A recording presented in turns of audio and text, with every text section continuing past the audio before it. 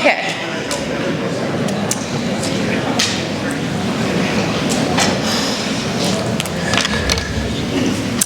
I would like to start off with this. There isn't a single moment of any day these last few weeks when we were unaware of all this family has lost. So let's honor this space and take a breath. May this family be allowed to grieve in the way that they need to, remember in the way that they need to, and may the love that they have for another continue to run deep and help them navigate. May they find the strength and the calm within themselves and each other when they need it, with the knowledge that the tools they need will be found in the lessons and the ways that John taught them. May we offer our compassion as they bravely set out into this new world, some days with just tiny steps that feel safe, and then some days more boldly and wildly. May you always be encircled by those who have the compassion and the support that you have always shown others. Henry Van Dyke once wrote, "Be glad of life, because it gives you the chance to love and to work and to play and to look up at the stars, to be satisfied with your possessions, to despise nothing in the world except falsehood and meanness, and to fear nothing except cowardice, to be governed by your admirations rather than by your disgusts, to covet nothing that is your neighbor's except his kindness of heart and gentleness of manners, and to think seldom of your enemies, often of your friends, and to spend as much time as you can with body and with spirit. These are little guideposts on the pathway to peace." Before we begin, I would like to make sure that everyone has their phones turned on to mute or vibrate. I will forget to tell you to turn them back on, so it's up to you guys. I don't think there's anything more important than to be here right now to celebrate the life of John. My name is Caroline Fenelius Carpenter, and I am humbled and honored to stand before you all today as a celebrant, as we remember John Ralph Stewart. We are here today to share memories, support, and celebrate with John's family: Kathy, Shannon, Ashley, Colson, Landon, Hudson, Nixon, and Presley. Your presence in this place is a testament to the impact and legacy that John leaves behind. And on behalf of the family, I would like to thank all of you for coming here today. Today is about celebrating John Stewart. We are here to remember a man who would give the shirt off his back, his bank card if you were stranded in Foodland, with a cart full of groceries, hungry boys, and a bank card that didn't work. We are here to celebrate a man who would show up with a truck full of tools, toys, or turkeys, whatever was needed. We are here to remember a man who played his role of calm in the storm, the rock everyone swam to so seamlessly that his impact and role wasn't clearly understood until he wasn't there. We are here to celebrate a man whose heart had the capacity to love so hard and so deep that anyone who felt it knew they were his favorite. We are here to remember a man who could fix anything without YouTube, a man who could call for a leak, a renovation, or to carry a sick calf into the kitchen during a rainstorm. Who's a man whose smile and joy for life was felt and multiplied by those he was with. A man who impacted all of us today. A man who didn't impact anyone more than those that loved him the most. We will begin with words from his family.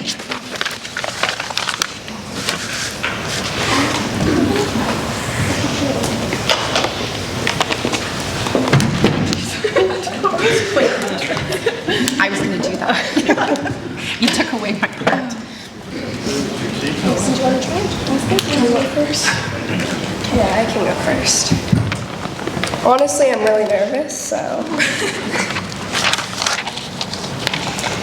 Okay. To all of us grandchildren, Grandpa is way more than a name. It's a legacy. While standing here today, I will try my best to give you an understanding on how that might be. Dear Gramps, you truly are my rock. You're loving, handsome, strong, and most of all kind. The kindness that fills you is and always will be unmatched. From a tiny baby till now, you've been right there to hold my head up high if it was hanging low, or to give me one of your soft, warm, time-stopping, like-you-mean-it hugs. You've watched me grow and played a huge part in shaping me into the person I am today. The light I watched appear in your eyes while introducing your family to old friends will forever play in my mind, and for that I'm beyond grateful. To say I'm proud to have your blood running through my veins is a massive understatement. I will never live up to your name, but I will try my best as I lead each day with kindness, love, strength, and happiness, knowing I emptied my wallet at the thrift store. I will think of you with every move I make, every breath I take, and every tube I ride. There really aren't enough words to express how much I love you. Until we meet again, Gramps. I didn't get a chance to ask you this, but did I tell you you look handsome today?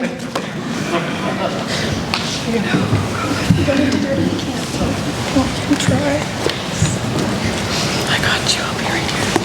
Thank you. Oh, please.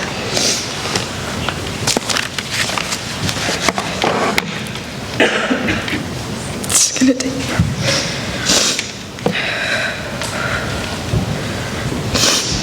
For those of you who may not know me, I'm Nixon. I'm my grandpa's firstborn granddaughter, and I would like to thank you all for being here today.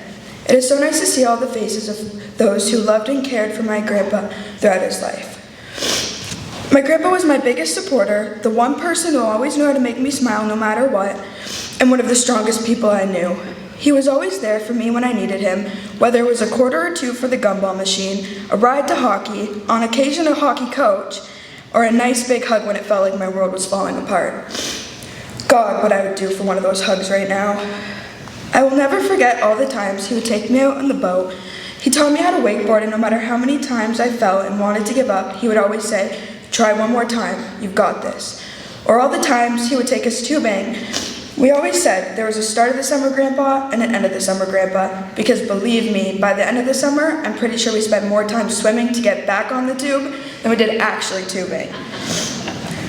My grandpa was not only my grandpa, but a grandpa to anyone who needed one in the moment. You were the most caring, loving, kind, and happiest person I knew. No matter what life threw at you, you know how to handle it with a smile on your face. Grandpa, you were the first person to show me what a man truly is, and I will never forget that. Needless to say, my expectations are very high. My heart breaks knowing I'll never run into you at the arena again, or see you driving around town in the truck with the windows down. But I know that you're with Phoenix now, and I'm glad he will get to experience how good of a grandpa you are, and feel the unconditional love you gave us. I will continue to look at the bright side of things just like you did, and will take comfort knowing that you will always be with me. And one last thing my grandpa would like to know. Who's got the biggest smile? Until we meet again, Gramps.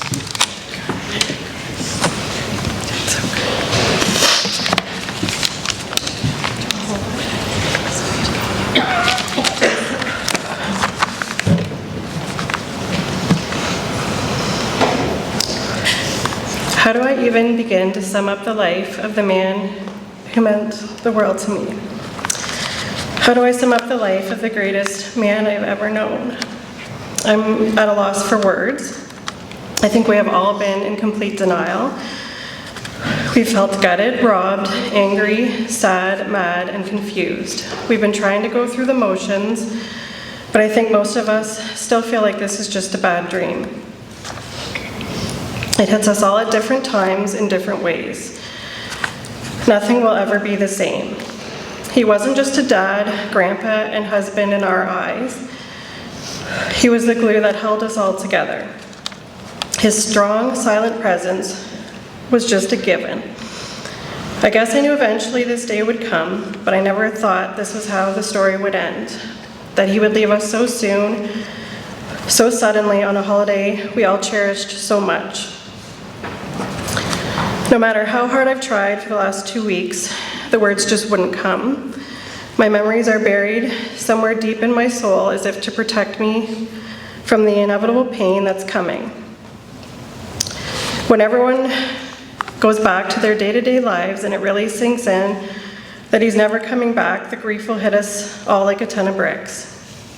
I can't just pick up the phone and ask him to run Huddy to hockey, take Colson to work, or run out and grab Landon a new stick. I can't ask him what to do with the ashes from my fireplace or how to fix my tap that leaks under my sink. But worst of all, I can never again hear his voice or see that smile in his beautiful blue eyes, or tell him just how much we all love and adore him. The denial has been what I needed to survive this so far. I know that the grief will eventually set in, and the reality is I have to go on living without my dad. My boys have to say goodbye, not just to their gramps, but to the man who helped raise them, the man who almost single-handedly took them from lost little boys to confident, strong, and fine young men. He never once let any of us down or hurt us. He showed up for all of us, always in every way. He was present as our rock in every situation. No one will ever be able to replace that. I am beyond thankful that my boys got to spend almost every day with him for years. There is no better role model than my dad. He is in them, in me, in my mom, my nieces, and my sister. We will all carry on his legacy. I see his face and mannerisms in my sons and nieces. I hear his voice when they repeat all of his favorite sayings. It's impossible to try to explain what he meant to us collectively and individually. To try to explain such a beautiful soul in a short speech seems cruel and unfair. I wavered between saying nothing, because it truly felt like nothing that came out of my mouth would do him justice, to writing a 12-hour-long eulogy that chronologically outlined his entire life, because that is what he deserves. Nothing felt right, and it still doesn't. So I decided I would just share a few of my favorite memories because they capture the true essence of my dad. He was always so cool, calm, and collected. I would describe him as rather unbothered, and that is a huge feat when trying to coexist with 3 strong women. I remember one day, my best friend Carrie and I, or Gapper to my dad, were outside my house when we saw my dad coming down the cottage road in his truck. He lost pretty much everything out of the back along the way. It was like gas cans, lumber, garbage. When he came home, I said, "Dad, you just lost everything from the back of your truck." And he just looked at me, grinned, and after a painfully long pause, he just said, "What are you gonna do?" And then he walked inside and he went straight to bed, totally unbothered. I remember thinking, I can think of a lot of things that need to be done right now, but if my dad doesn't care, must be all good. Over the course of his life, he became known for using that very saying in almost any stressful situation. What are you gonna do? My dad had a very unique sense of humor. Once again, I think he needed that to survive living with us 3 stubborn women. I'm certain sneakily pushing our buttons or playing jokes on us gave him great pleasure. April Fool's Day was always the perfect opportunity for him to thoroughly annoy us without the fear of landing himself in the doghouse for days. He went to great lengths to prank us. One year he turned every clock in the house back so that my mom went to work at the bank 2 hours early, and my sister and I were down waiting for the bus at 6 a.m. Needless to say, we were not impressed, but the permanent grin on his face for the rest of the day was definitely worth the extra early start to our day.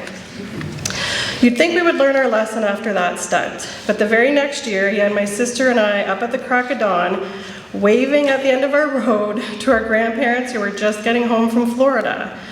We waved until our little arms couldn't wave anymore. They never came. He laughed and laughed. We did not. I could go on and on for days telling you about all the good times we had. He was such a family man, a true gentleman who set the bar so high. Too high that I really think Ashley and I may be forever single because they really don't make them like him anymore. He was funny, calm, and always quietly in the background, just happily watching everyone else shine. I don't know how to end this or how to move forward without him. I guess one foot in front of the other, one day at a time, playing pranks on the ones we love the most, and staying completely unbothered by life. A picture is worth 1,000 words, so we created a movie of his life to share with you at the end. I feel like it depicts him perfectly, and we are all very excited to share his memory with all of you today.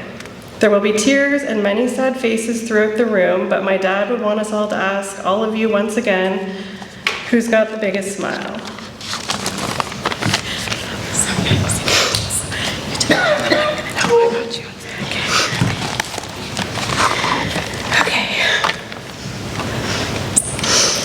Okay, I would like to start by quickly acknowledging this turnout for my dad today.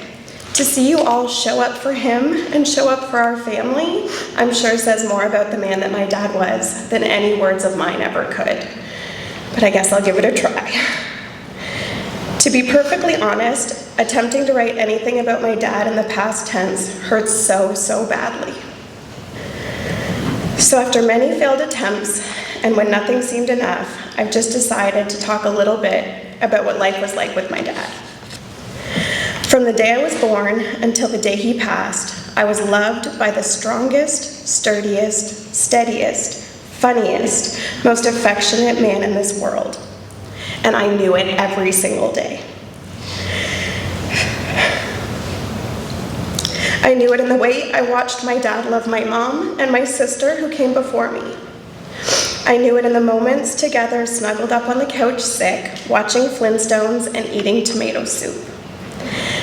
I knew it in all of our adventures on lakes, in boats, being towed behind boats, in the garden in the woods, during games of kick the can, on trips down the river of Florida looking for manatee. I knew it in all of the big moments of life and in all of the small, everyday ones. From as little baby girls to the women you see here today, my sister and I were made to feel loved, appreciated, respected, and beautiful. Not one moment in all of our lives were we ever made to feel that we had let my dad down, even though I'm certain that we had a time or two. Ironically, a builder by trade, my dad was quietly and calmly the foundation on which our family was built. I'm sure it will come as zero surprise to any of you here today for me to say that my mom, my sister, and I could be a bit of a handful at times, with a tendency to have our head in the clouds. My dad had this way about him that would never dash a dream, but instead would just quietly in the background, he would ensure he was setting us up for success with the canopy below us, just in case it all came crashing down.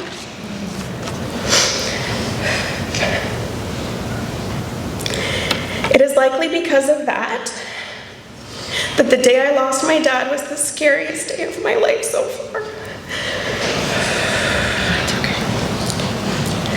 How on earth is our family to walk this road without our strong, protective security blanket that we've never had to live a day without? How do you carry on without the person who always loved you and carried you through it all? My dad loved us through so much, and in a way I truly believe no other person ever could. He loved us gently as little girls who played Barbies and got scraped knees. He loved us strongly through our teenage years and through the parties that got out of hand, our first heartbreaks, and the constant revolving doors of friends that he grew to love so very much over the years. He loved us deeply through the loss of grandparents, aunts, godparents, best childhood friends, and beloved family pets. He loved us constantly, steadily, completely, through marriages and divorces, through the birth of all of our children, and the death of my sweet Phoenix, who he adored. When the family was broken, Team John and Kathy were always there to pick up the pieces. My dad wasn't one who liked the spotlight. Instead, he loved to sit back and watch us all shine. What he might not have known is that I loved watching him too. His smile, his larger-than-life mannerisms, no words were ever needed when his arms flew up over his head, and no one will ever give a better hug than my dad did. But I think my favorite thing to watch my dad do was to watch him be Gramps to all of our children. Colson, Nixon, Landon, Presley, Hudson, and Phoenix were what made him happiest in his life. He was born to be a grandpa, and how lucky are our kids that they scored him. The boys were raised to know love, devotion, to respect and to be respected, and what it feels like to always have someone in your corner. The girls were raised with an endless flow of protective hugs. Have I told you you look pretty today? To know right from wrong and how a lady should be treated. When anyone was sad, emotional, or anxious, a simple, who's got the biggest smile, from my dad would instantly send a wave of happy grins across a room. I'm actually really disappointed. I always let the kids have those moments and never expressed the thoughts running through my mind at the time, which was always, "You do, Dad. You've got the biggest smile." I am one of the lucky ones who can honestly say that I loved every moment I shared with my dad, every single one. I know that I can't stand here and share 42 years worth of stories, ups and downs, adventures and laughs with all of you, but I hope that I get to over time. I am not sure how any of us will carry on, but somehow I just know that in His love we will find a way. As we all search for a path back to a reality of life without my dad, I have a favor to ask all of you. My mom, my sister, myself, and all of the grandkids have years upon years of memories we all wanted to share with you today. 70 years worth of the most extraordinary gentlemen. But where to begin and where to end? So my ask is that it doesn't end. I ask that you all reminisce with us about our husband, dad, and grandpa over all of the years to come. Let us tell you his stories as they deserve to be told. Let us tell you about his wickedly funny side, his larger-than-life side, and his calm, quiet side. Let us tell you all that he did for everyone and his need to do more and to give more right up until his dying day. Let us inspire you to live a life like he did, making everything and everyone that meets your path better because of it. Because we could all learn a thing or two from my dad. Whether it's to love a little deeper, never hold a grudge, that sometimes saying, "What are you gonna do?" or "unfucking believable" are actually perfectly adequate responses. To greet everyone with a smile and a hug, and to carry no burden of ill will towards anyone. To defend your people, stand your ground when you need to, and sneak off to bed quietly when you don't. No, it's better than okay to let others shine sometimes. The story of the life of our dad is one worth telling. His time on this earth may have come to a very abrupt end, but the legacy of John Ralph Stewart will live on for many, many more generations to come. So thank you all for being a part of his extraordinary life with us. We look forward to hearing your stories also. And Dad, I miss you. I am so proud of the man, husband, father, and grandfather that you are. I appreciate everything, and not a day will go by that I won't think of you and smile. If there is any silver lining to this, it is that Phoenix has you now, and oh, the fun the two of you will have. So until I meet you both again, I'll be loving you.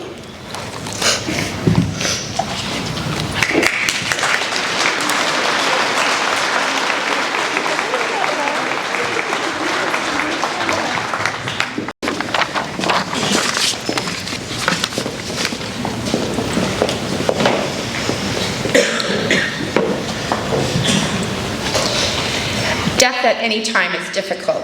When it comes out of nowhere during a time that used to bring so much magic and joy, there is a questioning of whether you'll be able to find that joy again, that time of year. We may find ourselves questioning, how do we find a way to celebrate? Where do you find the joy that our person brought us now that he is no longer here physically? As time passes by, we slowly begin to realize that they're intricately woven into the details, the traditions, the loving, the lessons they taught when they made moments special. We begin to see their face and feel their presence the most in our ways, in our own traditions we choose to carry with us on our own journeys. The very same ones that we will teach to our next generation. Those little details, the oatmeal cookies Grandpa made, that his grandma made, that he baked every year. The recipe he used to make the best beef jerky on the island. The importance of finding the best Christmas tree, the presents, the doing unto others to spread the magic of Christmas spirit, are what will bring him the closest. That laughter that echoed the joy he felt and shared in the giving, not the getting. This is the fodder for the greatest moments that you shared before. His ways, his lessons will continue to guide you and continue to have his presence felt during those special moments again. Those occasions will bring a different joy, an air of remembrance, a time of storytelling. All his lessons will continue to become woven onto your own. And you will come to a place where different memories will be created, and I'm sure he'll be up there, maybe playing a prank or two to keep you on your toes, and making sure you celebrate the way you should. John Ralph Stewart was born to Ralph and Joyce Stewart. John and his sister Kathy were born, raised, and lived in Fenelon Falls for most of their lives.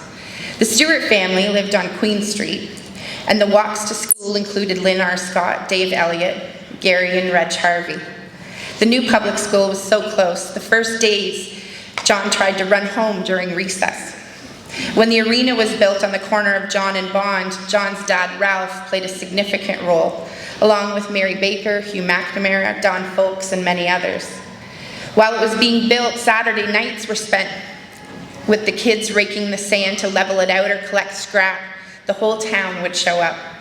Kids were often found spending time at the pit, just down from Louisa Street. And one day, John had to stay back to cut the lawn and was not impressed, but then was happy that he escaped getting into trouble as he spotted the smoke coming up over the trees and the fire trucks speeding down the street.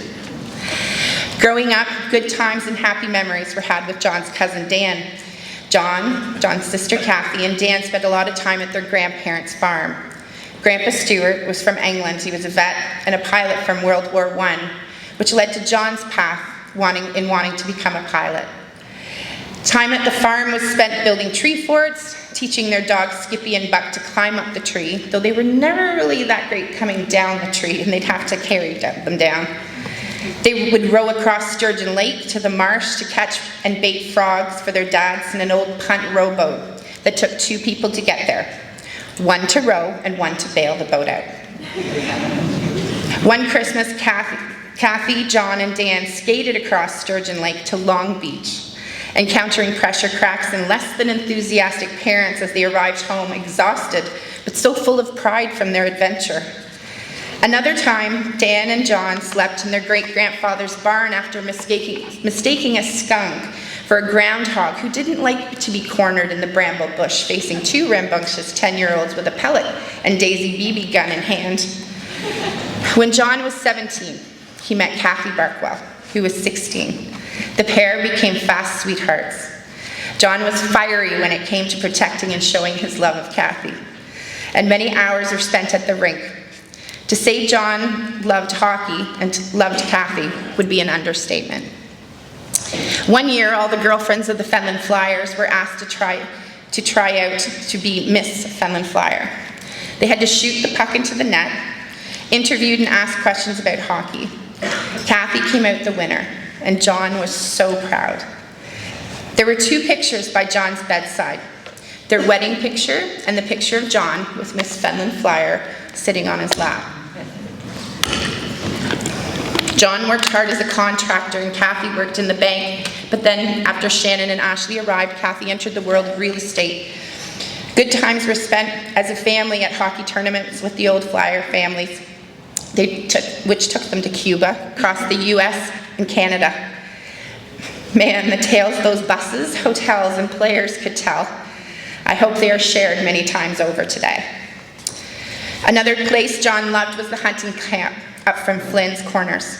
It is still the same as it always was, a big room with lots of beds, an outhouse, a bumpy road that was once flooded completely when John and his cousin knocked out the beaver dam. It was a place he loved sharing with his grandsons and his friend John Griffin and his family. John would be up all night playing checkers on the picnic table outside, an air of cigar smoke and bullshit from way back then. New Year's Eves were spent out there many times. One memorable time, Kathy and John were snowed in, and in came John and Lori in their little silver Toyota, and a beep beep as they pulled up. There are people whose pieces remain in the very places they were a part of. Those who are left behind catch glimpses of them on a long driveway off of Sturgeon Point Road, at the 9th hole, at a hunting camp, someone driving a boat with the wind blowing through their hair, or what's left of it. At the arenas still visited, the Sally Ann on streets that were once their home. Their essence is felt, especially when story is added. Pieces of them become so intricately woven into a tapestry of community, friendship, and family. We can also find them in the whiff of a cigar smoke, a small carton of chocolate milk, a cardinal that stays a little longer than it should, in the flicker of lights, and then in the absence of one.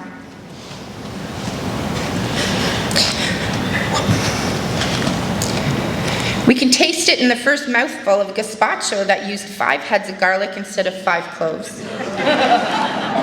We find them in forgotten videos and photos on our phone, a note card or a nail or screw or an act of kindness, or the taste of the best beef jerky, or a sweet Team Canada win, or on the old Flyer jerseys on the ice today when the family came in.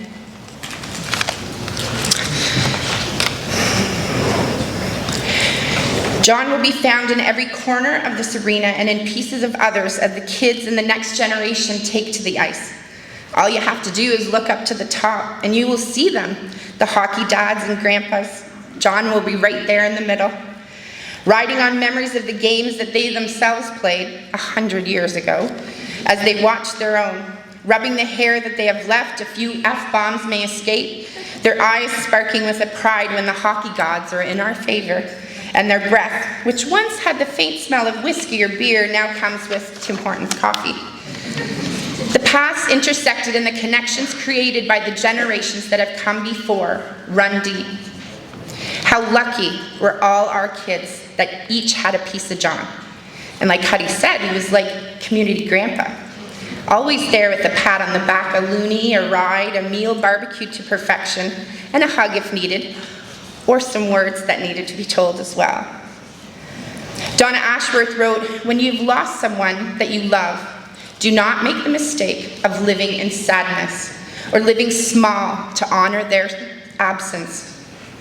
Love is an energy, and it's so powerful and so all-consuming that when the person you felt all that love for is not there, you are a vessel filled with a boundless source of power that has nowhere to go. Harness it and use it to burn ever more brightly and live even more loudly than before. Share it with others, for it is limitless, and there's no end to it, and there never ever should be. Tell their stories, mention their name, feel their love and share it. Do not let the pain of their love overshadow the love that they created while they were alive. Make them count. The stronger the love, the deeper the grief. But love always wins in the end. The connections created within our communities stay no matter the distance we find ourselves from each other. We aren't always one big happy family. There are people we put up with just because. And we don't live in a fairy tale, but when things go wrong, when the chips are down, that community comes together. And no more so than when one of our own needs our support. We help each other. We do the best we can. We may say the wrong things. We make food, a lot of lasagna. We share memories, we dole out hugs, we create diversions for the kids. We look inwardly and are reminded of the frailty of life and appreciate that what we have, we appreciate what we have a little more. We gather, we laugh, we cry, we deal with it in a number of ways. We pay our respects and we share the stories that connect us as we remember and we celebrate. The support the Stewart family has been shown has been so overwhelming. There are not enough words to thank everyone, and I don't think it's needed because it's known, and that is what we do. And it is what we have seen the Stewart family do time and time and time again for some of us. On behalf of the family, I would like to simply say thank you. And to the Stewart family, on behalf of everyone, I would like to thank you for so generously sharing your husband, your father, your grandpa with us. Because we are so much better people for having known him. We're going to finish this service with a slideshow. It'll take a few minutes to get things set up. But after the slideshow, we're gonna get people to help move chairs and stuff. Rob will probably be in charge of that, but we'll move some chairs around just to kind of open up the space, if that's okay. So just give us a few minutes and we'll set up the slideshow.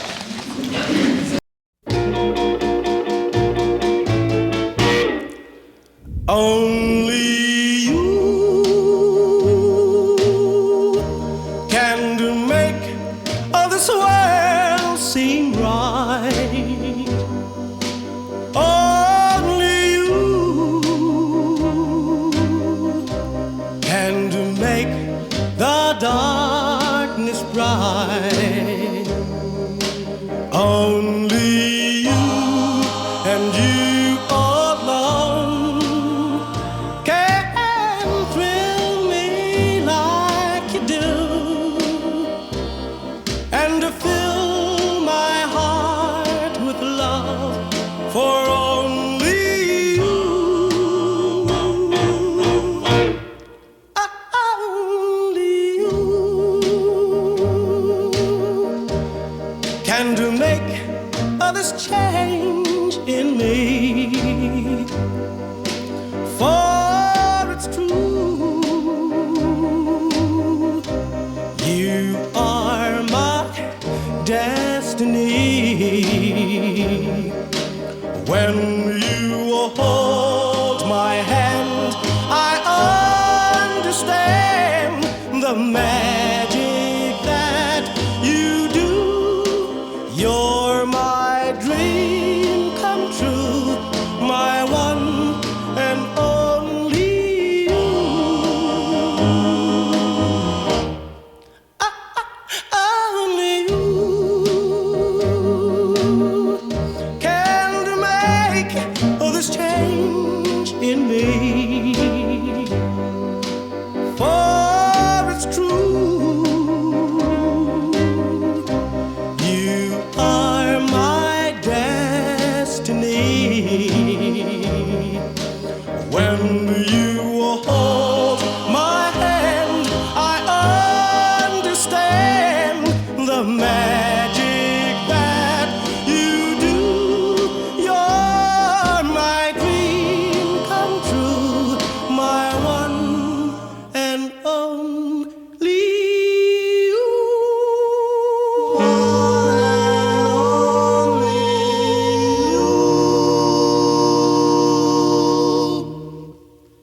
Daddy, I'm afraid.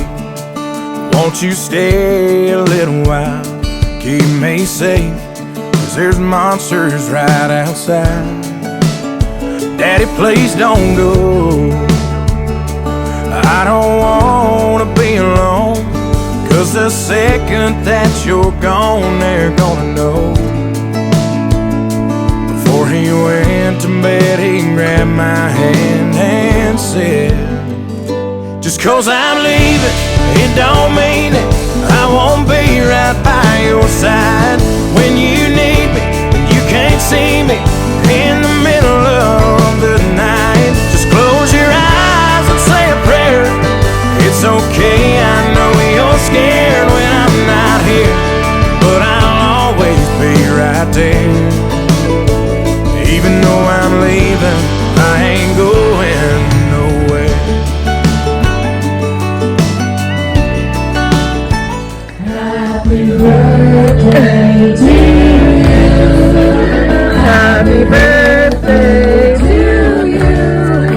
Happy birthday, dear John. Happy birthday to you.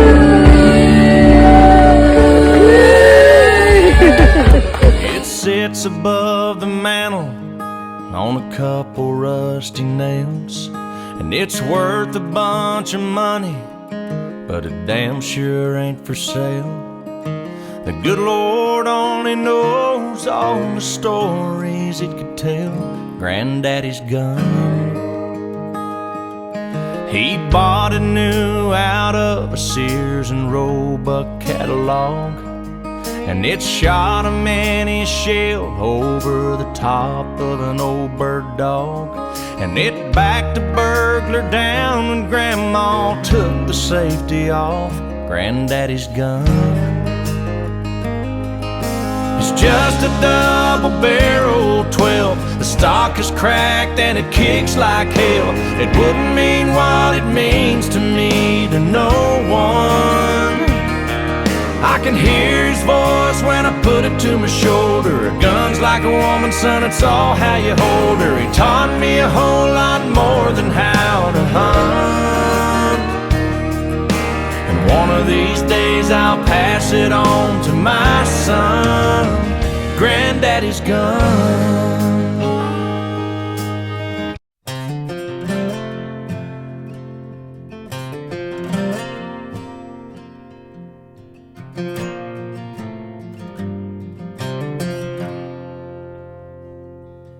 He's a 20 years straight, get to work on time.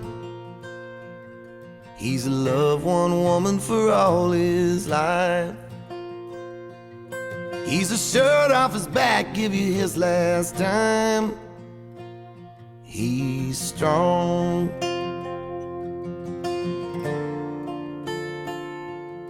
He's in need to move something, you can use my truck. He's an overtime worker when the bills pile up. Everybody knows he ain't just tough. He's strong. Strong. He'll pick you up and won't let you down. Rock solid inside out. Somebody you can trust. Steady as the sun. Ain't nothing gonna knock him off the road he's rolling on. He's strong. It ain't what he can carry, what he can lift. It's a dirt road lesson talking to his kids about how to hold your ground and how to live strong. He's strong. He'll pick you up and won't let you down. Rock solid inside out. Somebody you can trust. Steady as the sun. Ain't nothing gonna knock him off the road he's rolling on. He's strong.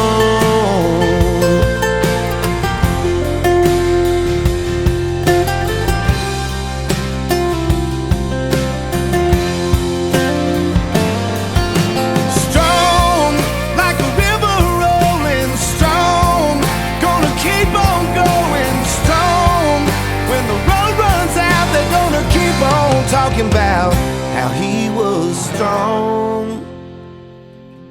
Strong.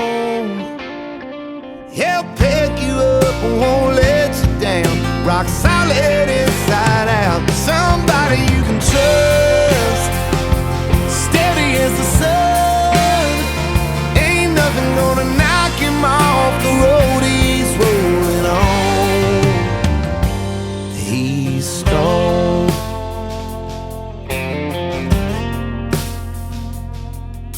Everybody knows he ain't just tough. He's strong.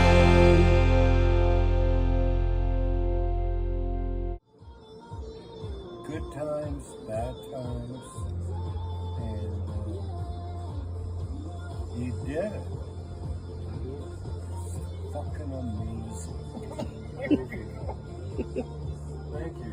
It's fucking amazing, but I think it's sour milk too. Yeah. Whatever. I mean it. Hey. Look.